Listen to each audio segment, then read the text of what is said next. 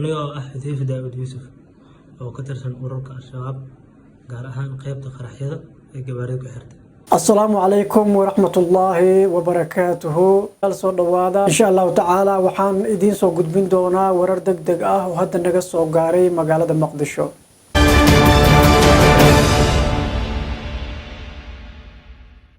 wararkaas oo ku saabsan weerar koox hubeysan ku qaaday hoteelka SYL waxaa la sheegay in ugu yaraan 5 qof inay ku dhimatay ayaa la xaqiijiyay. sidoo kale waxaa la sheegay in la laayay dhammaan raggii hubeysan oo hoteelka weeraray. markii ugu horeysay ma ahan weerarka hoteelka SYL waxaa la weeraray bisha February 2016 isla sanadkaasi 2016 ama 2016 bisha August dhaxdeed ayaa haddana la weeraray halkaasi oo naftooda ku waayeen in ka badan 22 qof.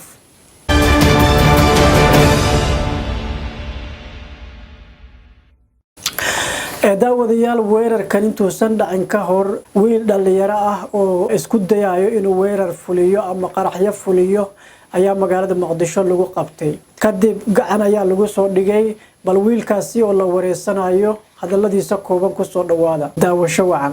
anigoo ah Xudayfa Daawud Yuusuf oo ka tirsan ururka Al-Shabaab gaar ahaan qaybta qaraxyada ee gawaarida ku xirtay. maanta abaari 2 sac ayaan ka soo dhaqaajiyay degmada Dharkeenley.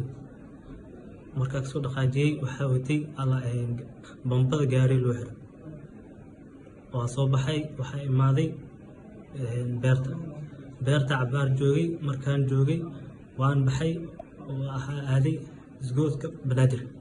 intaas dhan wali hagaay. marka isgoodka Banaadir aaday haddana biyo ala qabsaday waa baxay waxa tagay sheekaaday Zoobe anoo joogay soo wacay hayno Zoobe waxa la sheegay macna wax oo gaari ku aragtay inta hadda kugu muuqato gaari saarif oo bensal ah oo lambar la'aan ah ay muuqataa. arno waxaan la soo gudbiyay waxa way meesha tahan hadda dadkii waaweyneen marka gaariyaas u qabso loo number badan aan ayaga isticmaalay gaari aan taargaleyn waayahan dhahay marka shaqadiisa soo dhacday kadib anna wali qabtay.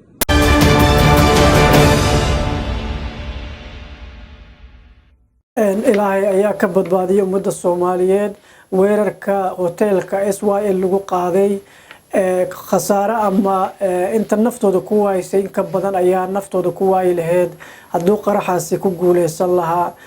dabcan wuxuu booqday beerta nabadda, wuxuu booqday goobaha runtii aad iyo aad lagu badan yahay, wuxuu booqday qaar ka mid ah jidadka magaalada Muqdisho oo aad mashquul u ah. jidadkaasi waxaa ka mid ah isgoyska Zoobe oo hadda ka hor qarax xun ka dhacay, dad fara badan naftooda ku waayeen, dad fara badanna ku dhaawacmeen. ilaahay ayaa ummadda Soomaaliyeed badbaadiyay. waxa ilaahay sabab uga dhigay runtii dadaalka ciidanka amniga. daawadayaal aad iyo aad baad mahadsantihiin. warbixintaasi kooban waa qaraxay ugu dambeeyay oo ka dhaco magaalada Muqdisho sanadkani dabayaaqada sanadkan aan ku jirno 2019 bisha December. aad iyo aad baad mahadsantihiin walaalayaal. fadlan haddaad ku cusubtahay subscribe ku dhufo, like iyo share lasma weydiinayo. comment adinka u baahan. aad iyo aad baad mahadsantihiin walaalayaal. assalaamu calaykum waraxmatullaahi wabarakaatuh.